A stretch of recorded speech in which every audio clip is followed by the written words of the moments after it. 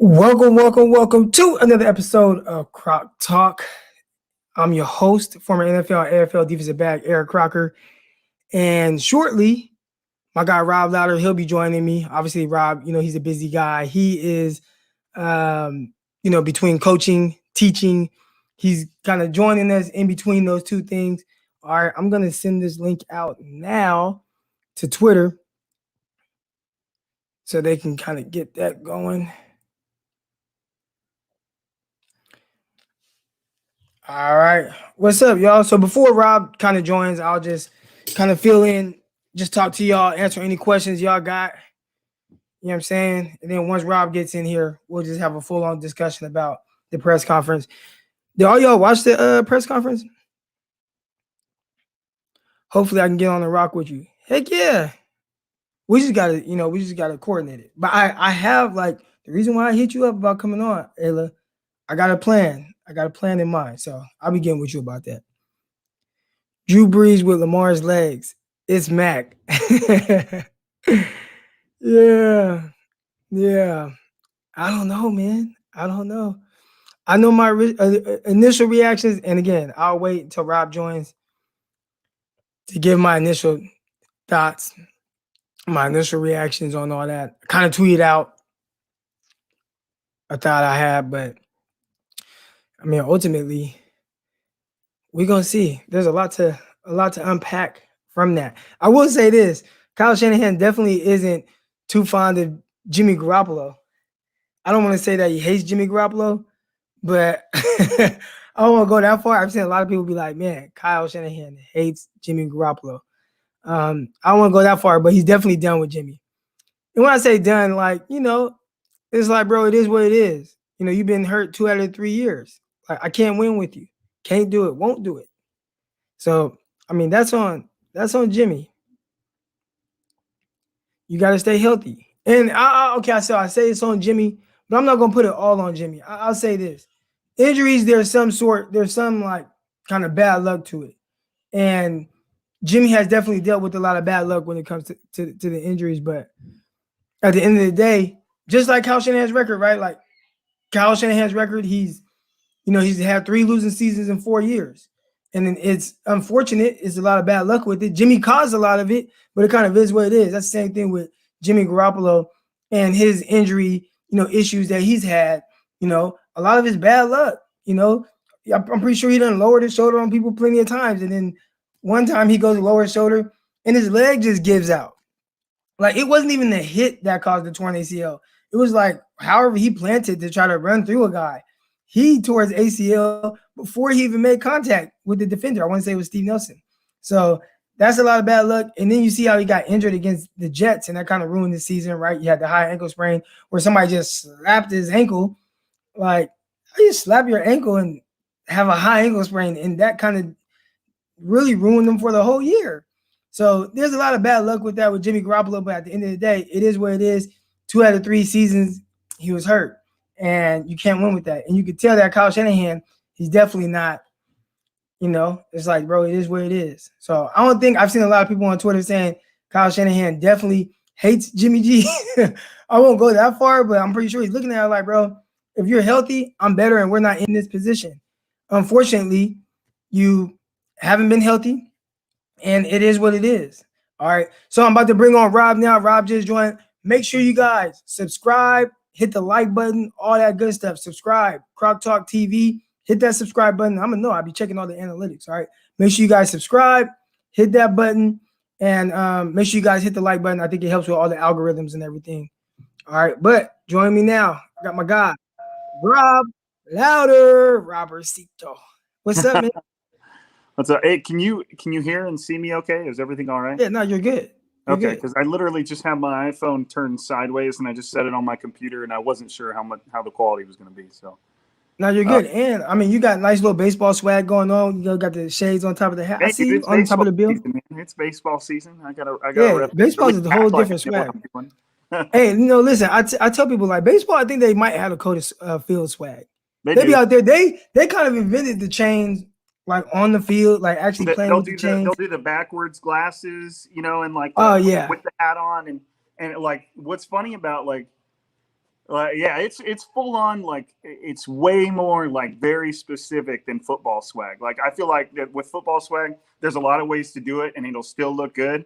But like with Yeah. baseball, it's like there's like very specific. Like, yep, that's a baseball player. You know what I mean? Like it's kind of funny to watch. But I suppose we don't want to talk about baseball right now, huh? We don't want to talk about baseball. I know we don't have you that long. We don't have me that long. I got to get ready for my daughter's softball pictures. Her mom's out of state, so I got to get her ready, do her hair and all that good stuff. Girl dad, hashtag girl dad. But anyways, so we're on here. We got over 100 people in here right now. Make sure you guys subscribe to the YouTube channel. All right. But we're here to talk about the pre-draft press conference and kind of talk about like how that whole thing went and some of the vibes you got. All right. So from the jump, one of the first things that kind of kicked off the whole thing was John Lynch, basically saying, listen, like, the draft is my baby. But when it comes to quarterbacks, like I'd be foolish not to defer to my head coach, who is an offensive minded guy and calls the plays. What were your initial thoughts when you first heard that? I mean, that's always what both you and I assumed, right? Yeah. Like whether he's right or wrong, and we'll see that years down the line. You really can't. Nobody can tell Kyle Shanahan what quarterback he wants, and that could be his undoing in like an alternate reality that we'll see. But as for now, when you have one of the hottest offensive coordinators in the league, and he's going to have a very, very passionate and specific opinion about who he should have at quarterback, and there's nobody else in that building that has any sort of a resume that could challenge him. Like you might be able to, you can have a conversation with Kyle, you can have an opinion with Kyle, but in the end, the pick is going to come down to Kyle, and that's just the way it is, and that comes with his territory. So Right. that's Do you just think what I always assumed. do you think that there's any type of like, hey, if this don't go right, listen, I gave my opinion. He wanted to go in this different direction. We came to this decision together, but at the end of the day, like that's what he chose. So it's like this ain't on me if this goes wrong with this guy. Do you think there's anything like with that? Because it's almost like he made it clear that he didn't, you know what I'm saying? Like it's like I'm making it clear this is his decision, not mine. Yeah, hell yeah, that's going on. Like, and that's it. But at the same time, I don't think anybody needs to say that. It's not like John Lynch needs to sneak into Jed York's office and be like, "Hey, man, I just want you to know that this is kind of what I want to do, but Kyle likes this guy, and it's his choice, so don't blame me." Like I think that's all kind of like it goes unsaid. Everybody knows that this is going to be Kyle's pick, and I feel like just by the way John Lynch talked about it, he said that they haven't really. He sounded genuine when he said they haven't really had any passionate like disagreements, like nobody's like really butting heads throughout the process. It sounded like that seemed genuine, but at the same time, he also said that differing opinions are a good thing within those types of environments. Like he said, we don't need any yes men. We don't need guys that are just everybody's gonna agree with each other and it's groupthink and we're all good and everything's happy. He said they encouraged, and that's the way it should be. He said they encouraged people to disagree. That being said, I didn't get just from his vibe in that moment, I didn't get the opinion that they had been butting heads. But at the same time, like how there's some conversations there, but I wonder how much people in that building would feel comfortable disagreeing with Kyle on something that's so obviously up to him. You hope they would. You'd hope Right. they would offer their opinion and be passionate about it, because that's always been one of the coolest things I've heard about draft processes. There's like literally times where guys get to stand up in front of the room and say, look, this is my guy. This is why I love him. This is why I think he should be the pick here. And the team going with like that regional scouts guy is considered like a huge thing. It's like a big deal that somebody you scouted and vouched for gets drafted by that team. And do I think that guys probably stood up and did that with the quarterbacks? Yeah, absolutely. But in the end, it's everybody knows whose decision that is. And it's their job to say, got it, once it's been made. Yeah.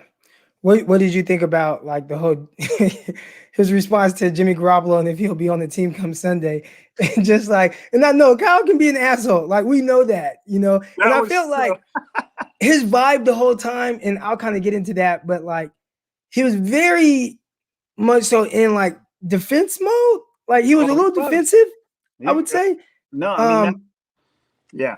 When it came to Right. Jimmy Garoppolo, though, like that was his response. So, like, if you'd say, what percentage of chance do you give Jimmy Garoppolo that he's gone come Sunday? 1-0-0. I think 100%. He's out of there, huh? he's gone. And I mean, I even tweeted after that. I was like, the 49ers don't know who they're going to pick at third overall because they don't know who's going to be alive on Thursday. Like, it's just like, it's such a condescending, borderline asshole answer. Like, nobody needed to hear it. Like, of course, sure, whatever. Nobody in those conversations seemed in any way, if anything, they almost, to me, stepped over a line and entered towards that how the Rams were treating Jared Goff territory. Yeah. Like, We were saying before, though, remember, we were saying that they were doing a good job of not like, they were still kind of being, they were saying it, right? They were giving these hints about basically like, look, we are not happy with where we are with Jimmy Garoppolo. Like they were saying it, but they were saying it in a way to where it still leaves hope for people or hope for them, like to if they couldn't move Jimmy Garoppolo, right? So it was never like they just came out and was like, hey, we don't want him here. It always was kind of this code language of, well, if we can improve from him, we will. That's going to be tough, but we'll see if we're able to do something like that. But as of right now, he's our guy. And there was a whole lot of that. And now I think they're just to the point where it's like, man, we got a number 3 overall pick. Who gives a fuck how Jimmy feels? You're like, we're good. Like, we don't need you. You know what I'm saying? So now they're way more open to the possibility of him, just moving. And that's what I took from those comments. Well, and as weird as this is to say, like, especially if the 49ers are drafting Mac Jones, what the hell do you need Jimmy Garoppolo for? Like, they're just so like, you're like, hey, we got 2 of the same guy, and it's like the Spider-Man pointing at each other. Like, we don't need this guy. And I don't know if that means anything to do with the pick, but no matter what, as time went on, I kind of started to stray towards the idea that Jimmy Garoppolo wasn't going to be around anymore. And I kind of was under the assumption that he'd get traded either. There's 2 ways there's 2 like key times where I think he's going to get traded. Either it's right before the first round right around the first round of the draft before, because if that's the case, if it's announced then, that means the 49ers, who probably took a second round pick for him, or maybe a little less, might want to use that stuff to trade up into the first round. And obviously, so everybody has to know about it, and they have to have those picks before the draft starts. And then 2, it happens right after the first round. The 49ers have gotten their quarterback, and then they need those picks before day 3, because I'm assuming it'll be something on day 3. And, they want to work with it. So now there's one thing, though, that can kind of screw this whole thing up. Remember, Jimmy Garoppolo does have a no trade clause. So if they try to trade him in the moment during the draft and, the compensation, whatever, and Jimmy's like, hell nah. Like, I ain't going over there. Like, then what do you do? Because at that point, it's just like, well, we can cut you, but now we don't get any draft capital for you. So that is one thing that can kind of throw off that whole situation. I think if Jimmy wants his money, he'll probably agree to a lot of places, and that's what I would assume. Yeah. Well, and the other thing I'm kind of ignoring is he could get traded for future picks, which may not make it so pressing in the moment. Like it may not need to be announced during those first couple days. But usually that's just when I think of it happening. When did the 49ers trade like Trent Brown? Like that was like it was right after. I want to say, was it by the time we woke up the next day? Right. He was gone? That's what I think. So I assume it would be something like that. What did George Kittle tweet? Somebody in the comments said, look at Kittle's tweet he just sent. So that's something to kind of. I got my computer right here. Yeah, look into. But aside from that, and we'll kind of get into George Kittle's tweet and maybe his reaction to. I can look at let me see about replies because he hasn't tweeted anything. Oh, he just wrote, "I'll call you on Sunday and let you know I'm alive, Coach." Okay, funny. Well, George Kittle has a good sense of humor. Yeah, and he's handling this situation great. So aside from that, what vibe overall did you get? At least, like, do you feel like the organization is leaning one way or another when it comes to these, quarterback prospects? Like you mentioned earlier, a little defensive. I don't want to read too much into that because I mean, Kyle can be an asshole. Like he's known to kind of be an asshole, regardless of the situation. Like he has always been really straightforward. With this one, it did seem a little more on the defense side of. And again, I could be looking at it that way just because there's a very specific topic that I'm interested in, and maybe I'm looking at it from that standpoint because of that. Because, like I said, he kind of is always like that. But when he started talking about like, I feel like his words weren't defensive, but his facial expressions were, where it was just like, yeah. Well, Chris Biederman at the very end, and I'm so glad he got that question in, was with the very last question of the press conference asked, the league's trending towards athletic quarterbacks. Pure pocket passers are becoming a bit more rare. And how does this impact your decision at third overall? And Kyle basically, I mean, he broke it down. He went both directions. He said, look, you got guys like Mahomes, Jackson, Allen, and Deshaun Watson that are incredible, and they're just incredible football players. And he's like, they would have been good 30 years ago, and they would be good 30 years in the future. You've also got guys like Breeze, and he also mentioned what's the Colts quarterback? Yeah, Phillip Rivers. Yeah, mentioned Rivers, and so people were like, "Oh, he just mentioned athletic guys," and then people were like, "Oh, he just mentioned pocket guys," and he mentioned the pocket guys first. And so this was my kind of thing on that. Like I couldn't tell because he mentioned Drew Brees first. Like that was the first person that kind of came to his mind in that type of quarterback. And then I don't know if he because he started talking, and then it almost like, but then there's Mahomes and these guys to where almost like he was trying to cover his ass a little bit because he was heading towards the athletic guys first. But maybe I was wrong. I know he mentioned Brees, so he mentioned Brees first, and then kind of got into like Lamar Jackson and stuff. Right. I did feel like a lot of the time he was kind of, I don't want to say covering his ass, but it sounded like a lot of what he was saying was, it's hard to say. I guess it's hard to say. I don't want to take too much away, but it did sound like he was very defensive. And whereas like the possibility of Mac Jones and basically trust us with this. That was kind of. I actually took a video when they were asked in the beginning about the fan reaction to the pick, and John talked about it and Kyle talked about it. I actually have a video. I haven't tweeted it or anything of the chat in the YouTube. Just not Mac Jones, not Mac Jones. No, Mac Jones, Fields. Like it was just like, dude, it was nuts. Like I'll post I don't want to post the whole thing because it's like 4 minutes long, but dude, I mean, obviously Kyle's right in the fact that fans should never inform their decisions. It's their job to make them and to put the real work in. But at the same time, it can't not matter as far as an organization goes. So that's an interesting dynamic to the whole thing. But like you were saying, it did feel a little defensive. I think you could probably look at that press conference and take what you want from it. But at the same time, I did kind of get a vibe that that they might know how the way they're leaning, how they might know how that's going to be received, and they need to start backing people off from the ledge now. Kind of a thing, but that could be reading way too into it. And then you got guys, and I think it's worth mentioning. I think they're live right now. Haberman and Middlecoff. Somebody had just posted a clip on Twitter of John saying, "Look, I have a guy that's just been right about everything for the past year. He's been right about everything he told me, and he said Justin Fields is a pick." And I'm like, dude, what are we even doing anymore? John Middlecoff said that he has a guy that he's talked to over the course of years that has basically been right about everything, and he said that Justin Fields is the pick.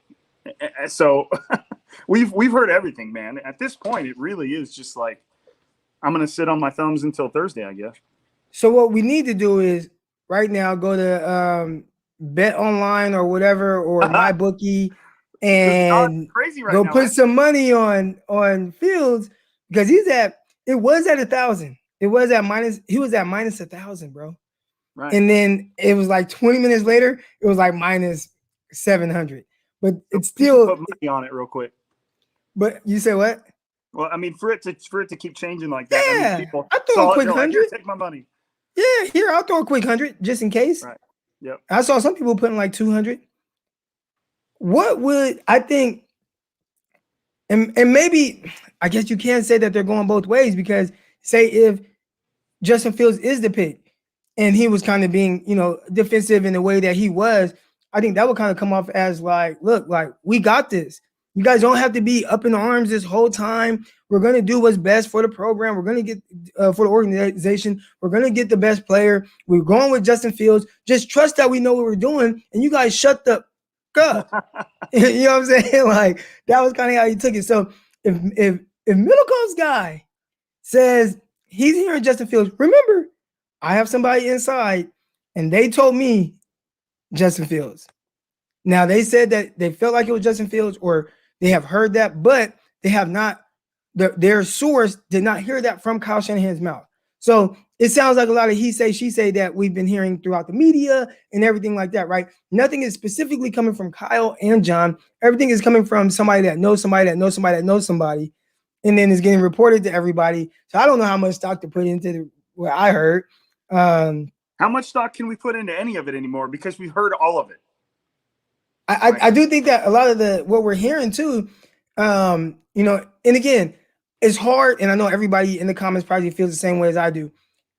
We all want like our guy, right? We want a certain thing. So you can look at a message and take away from that, like, well, look how he put "and" in the middle of this. I think he doesn't know anything and he's just guessing, right? It's like we're really trying to push the envelope on nobody knows. And maybe they do, right? Like that's the other part to it. Maybe they do. Maybe they're right. And I just don't want to believe it. Like, I don't want to be, maybe I'm in denial.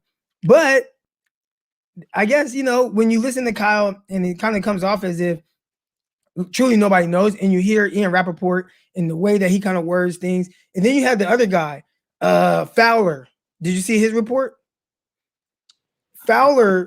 I thought I read it. Him saying basically that yeah, go ahead. If you remember it more clearly than I do, then say. Well, Fowler basically. So you had Ian Rappaport come out and again chose his words very wisely, which ultimately sounded like he don't know shit. All right, and he's just guessing. But you have Fowler, and he sounded a little more like, in fact, and basically the way he was saying it was, and I actually listened to the audio. It was just listen. They've come to a conclusion. It's between a couple guys, but nobody knows. They're not telling anybody inside the building who it is, but they've concluded all their pre-draft work and everything like that. They've packed everything up, and nobody will know until the day of the draft. Okay. Yeah, and then didn't he say something towards the end saying that he was still leaning Mac Jones? Nah, I didn't hear him say that. Okay, I thought there was one little quote towards the end where it mentioned the whole Trey Lance, and obviously that's what Adam Schefter said today. We haven't mentioned that. He said that it's come down to, or he feels like it's come down to Trey Lance versus Mac Jones, and well, he wasn't even that specific. He said that they traded up to third overall, comfortable taking Mac Jones there, and they were going to use the next month to see if any of the other players could win them over. And he said that decision's become very difficult. They've been impressed by both Justin Fields and Trey Lance. To this day, to Monday, they're still back and forth. And then Adam Schefter basically said it twice. He said it could be Mac Jones, but also maybe not. And so, well, someone said that we check out what Adam Schefter said online. And so, Troy, you're going to have to tell us because we're live right now. And that was from his podcast as of this morning. So okay, yes, so I didn't listen to his podcast yet. I did hear that he kind of spoke on it, but I didn't listen to it just yet. I planned on listening to it after the press conference. Yeah, it was just on this morning. I listened to the whole thing. He said Trevor Lawrence, Zach Wilson 1-2, essentially, and then he just said pick 3 is where it really starts to get interesting. 49ers traded up to third overall with Mac Jones in mind, but knew that they had work to do when it came to the other guys. So essentially, it sounds like Mac Jones was like that third guy that Kyle Shanahan initially talked about. And he even said, but there's a 4th and a 5th that can win us over. So we don't necessarily know who the 1 and 2 was, or, I guess that kind of throws everything for a loop. But Mac Jones was the reason they traded up, but they knew they had work to do with the other guys. The other guys have kind of won them over in a way. They're going back and forth between them. Sorry, I'm just getting a notification out of the way. Going back and forth between them, and they just don't know yet. They're still unsure, is what he said, up until now. So if they do say they go with, we'll just say we'll start with Trey Lance because it sounds like it's between Trey Lance and Mac Jones. So if they go with Trey Lance, why do you think they go in that direction? Probably because kind of a unique blend of projection. Because Trey Lance did quite a bit of stuff under center. He showed a lot of stuff in an offense that might resemble Shanahan's offense a bit more than some of the other stuff. He spent some time under center. He's shown all the athleticism that you could want in a quarterback. He's got the size. He's got the big arm. And they may not care about the fact that it was against a little bit less competition, because Kyle Shannon's basically just saying, I'm going to be able to put that guy in a position to do more than he was doing there. I mean, I don't care about, everybody can think these NFL defenses are tough to go against, but I think they're easy, and I'm going to make sure that this guy can do that too. He could think that way about it, but and then there's the whole side that we don't know, the Zoom meetings, the mental aspect of it, the fact that we've heard a lot of interesting things about Trey Lance seeking out criticisms and saying, how can I improve? Can you give me a playbook that I can study? It's all that stuff that we've heard about that could be unique in that realm. I don't really know. But if they go with Trey Lance, I just think it kind of be a unique blend of athleticism. Maybe he might be a little easier to project for them. And then that whole other side that we don't know about. Someone in the comments, I don't know if they're just trolling, but they said 49ers just traded Jimmy G to Chicago for the 20th pick. They got to be joking, right? I feel like I would have got some type of notification. Right. Well, yeah. Yeah, I wouldn't look into that. Yeah, I wouldn't look into that. That would have been blowing up. Now, if they go the route of Mac 10, aka Mac Jones, and they just disregard the more elite talented quarterbacks, why do you think they go that route? Like, what does that look like? And it sounded like this, like, look, we don't care about, and we talked about it last time. We were like, does it put more pressure on them?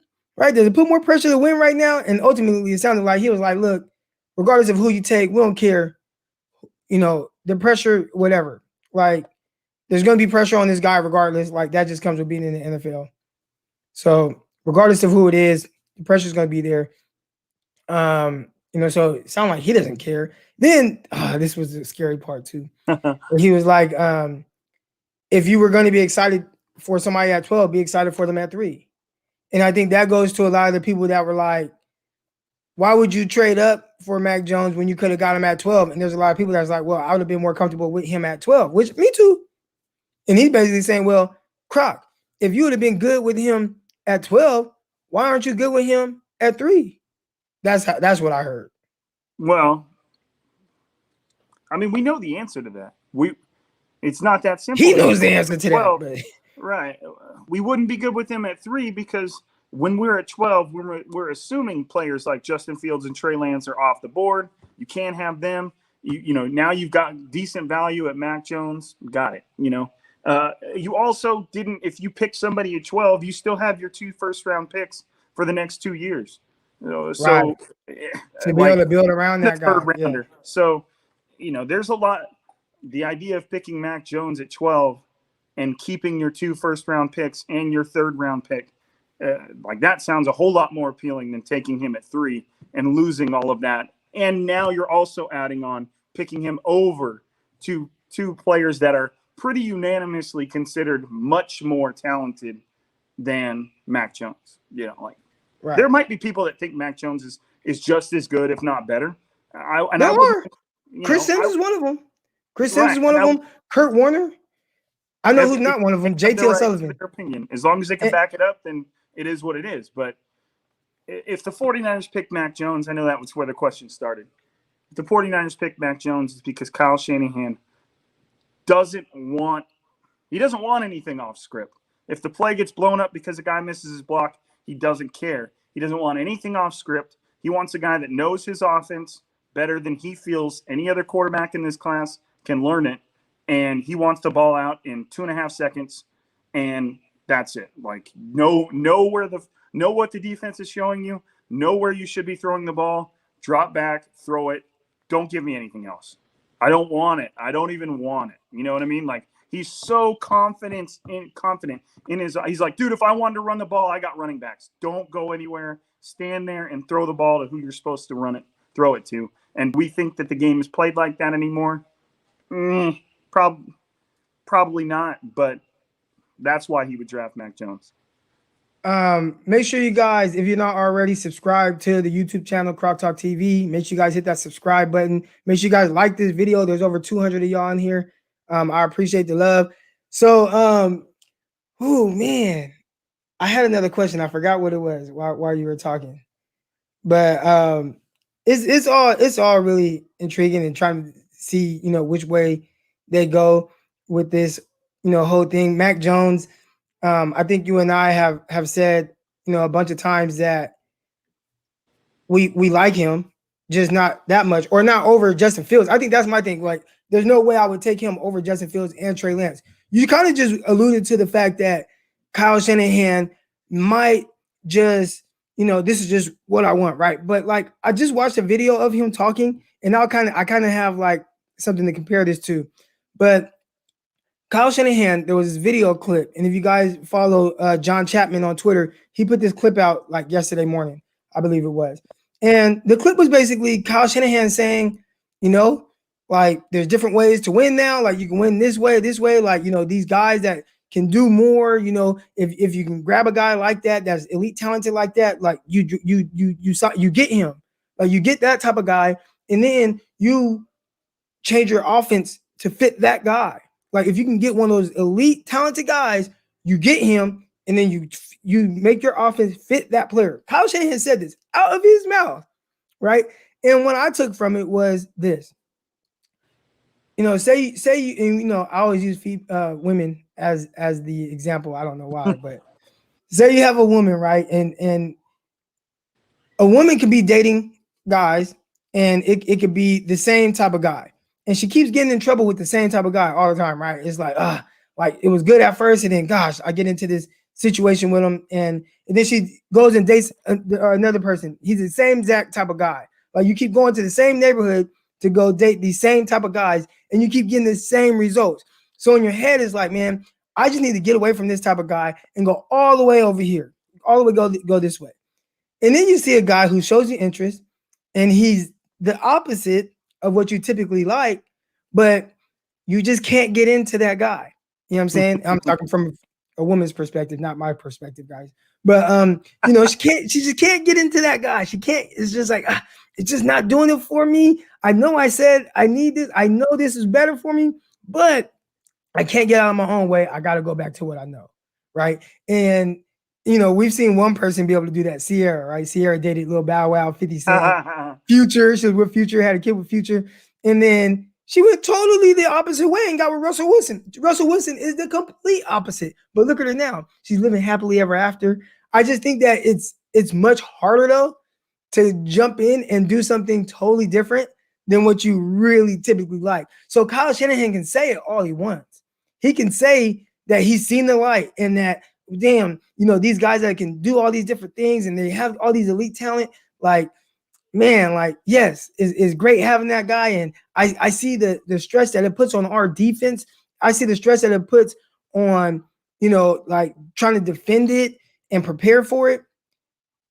And I love the thought of that and what I could do with a guy like that. And he loves the thought of it until it's time to make that decision for himself.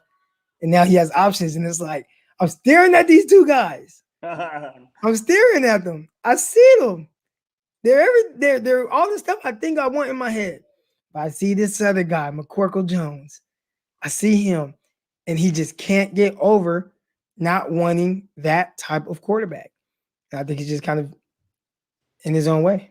Well, and one thing that I guess, and pro player comparisons are never really all that accurate, and they never really come out like that. But I mean, Kyle Shanahan created one of the greatest offenses of all time with Matt Ryan and the Falcons, and maybe he feels like, and maybe that's stuck with him. He still lost the Super Bowl, but maybe that's stuck with him, and he wants to try and get as close to that as he can. And I don't know what about Mac Jones, if that is the pick, separates him from somebody like Jimmy Garoppolo. maybe the ability to maneuver the pocket, because we know Mac Jones is really good at that and he can feel it pretty well.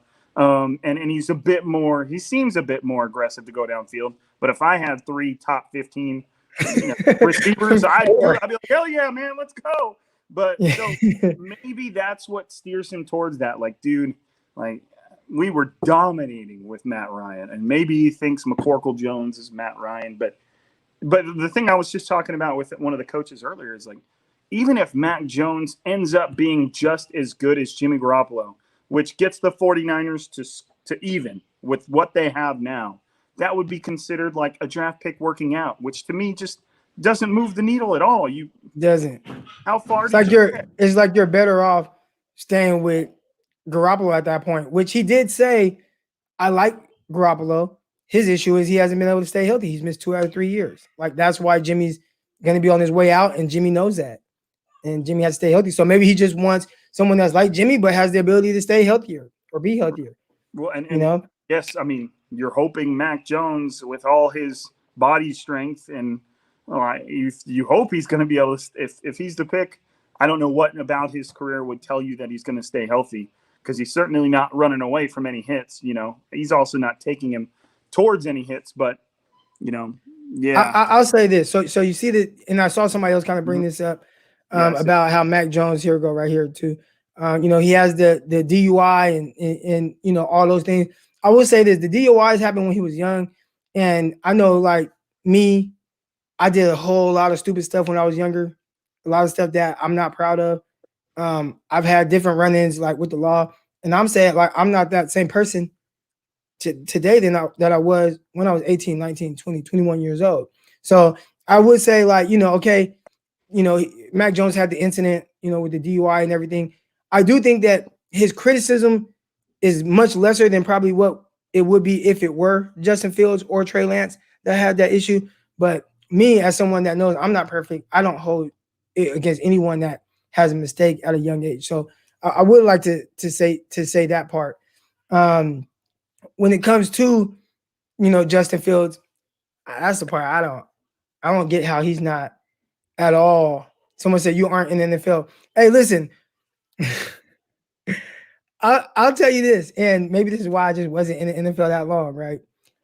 When I was in the NFL, as a matter of fact, not even when I was in the NFL, when I had a workout with the New York Jets, the Jets were flying me out. All right. The Jets were flying me out to a private workout. I had court that morning. You know what I'm saying? Remember, I had to lie to the New York Jets and say that I had to go to a funeral or whatever. I had to lie just to kind of like for them to push my flight back. I had to go to court, get permission to be able to leave to Jersey. And then I hopped on the flight, and the Jets ended up signing me the next day. But I say all I had to say, like, nobody's perfect. Like, nobody's perfect. Like, what, and again, I'm my situation, whatever. I don't want to judge Mac Jones based on that. I would like to get to know the Mac Jones, the player, the person, the prospect, and what he is today, 4 years after his run-in with the law. So that's just me looking at it from a non-objective perspective. Now, me being a 49er fan, would I rather them take that into consideration and pick somebody else? Hell yeah. But just me looking at it from, just in general, I think we all have done things in the past that we're not proud of. So that's kind of my take on that. But I know you got to get out of here. I wanted to get in here real quick, kind of get our initial thoughts. Do you have any closing thoughts? I mean, not really. I don't think that Kyle Shanahan and John Lynch's press conference really changed things that much. I mean, obviously, they're not going to tell us who their pick. I did sense a little like, think about how their demeanor was when they first traded for 3rd overall. They were excited, and you could tell it in their faces. Like, they were stoked to be in that position now to get that quarterback. And they didn't seem that excited in the press conference. Like, they seemed like they were a little on edge. And I understand it's probably a really stressful time for them right now. They got a lot of work to do. They've probably been pulling a lot of really, really, really late nights. They're probably all going off like 2 or 3 hours of sleep right now. Like, that's just what this time of year is like for those guys. But right.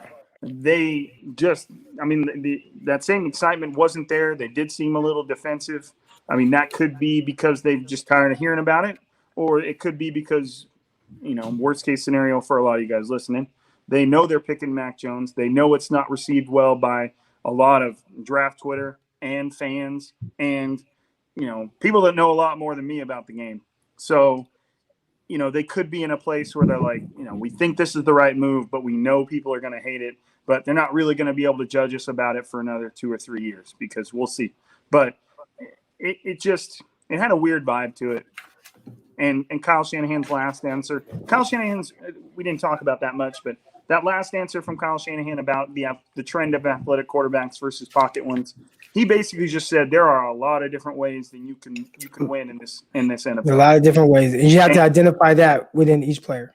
Right, and you have to decide how you want to win, what direction you want your team to go, what do you want your offense to be like, and then you take the player that you think you're going to be able to best maximize their skill set. And if Kyle Shanahan is content on just having a guy that's going to stand there and deliver the ball, Mac Jones does that pretty well. But so do the other guys, but they give you more. So I don't know. It's tough for me to say. It really is still just we'll see on Thursday thing. I have a feeling that before Thursday comes around, just given how often we've been hit with these little crumbs of updates, and that's how the NFL works and makes money. But I have a feeling we'll probably know more before Thursday, but that's what it's going to come down to is whoever Roger Goodell says. All right, we'll get out of here. I'll end with this. I see James Clinton in the comments, and he said Hasselbeck has Mac Jones as the second best quarterback. And I think there's a wide variety of opinions on quarterbacks. I was watching JT O'Sullivan give his rankings today, and he had Justin Fields at number 1. Well, yeah, and then he had Mac Jones as 6th, I think. Right. So, it's all objective, and everybody kind of has their own opinions. But Rob, I appreciate you joining me. We're going to get a 49ers striking gold overlay so we can be more official with our podcast when we come on here. Well, and I'll let you be the host because I'm not really used to doing this. Where they need to be on Thursday. Hey, Thursday. About 5 o'clock Pacific, maybe a few minutes before 5 o'clock Pacific. We're going live. We're actually going to be on here. So I'll send out the link to that. We will also be live on the Locker Room app, so you can be in there. So you can watch it on YouTube. You can be tuned in to the Locker Room app. So if anything you guys want to say, we want to bring y'all on. I think there's also a way we can bring them on here as well. I can just send them the link to the StreamYard. So we're trying to be as active and be able to interact with you guys as much as possible. We're going to keep that going. Again, Thursday before the draft, we are going live. I'll try to get Peacock. We'll see if Peacock has some time. Yeah, during the draft and during the pick too. During the draft. So, before the draft starts, we're going to be talking about it. Everybody's going to be in there excited. After the draft, you guys will get our initial reaction for the next couple picks. Then by pick 5, we'll be out of here. So, appreciate you guys coming in today. We'll see y'all Thursday. Let's get it. All right. Peace out. Appreciate you, Rob. All right, y'all.